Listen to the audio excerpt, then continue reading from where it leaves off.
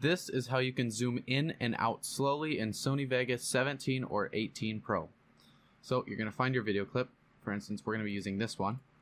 You're going to click on this little box right here, the event pan/crop. You're going to be going into here, and this is where we start to use this little timeline right here. So if we want to zoom in, you're going to keep this little tab right here, and you're going to drag your little selector to the point you want it to be zoomed into. Now you're going to take this point, and you are going to zoom it in just like so to the point where you want it to be zoomed in.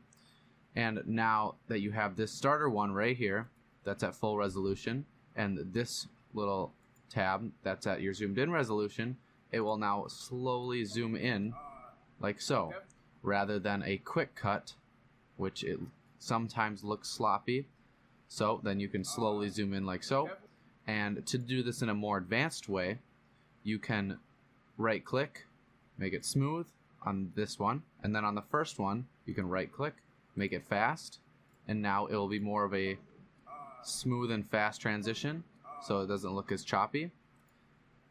And if you want to do this in a fast way, what you can do is your first one, you take this one that's fully zoomed in, you copy it, you go right here, you paste it, and then you're going to actually overcorrect.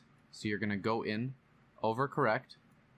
So now when you zoom in, it looks more of like a fast zoom in, and it looks a lot more clean than if just like zooming in quickly. So if we were to do this a little bit more quick, maybe go like this. This is when it looks better. You want to overcorrect when you're doing quick things like that, so then it doesn't look as sloppy, like so.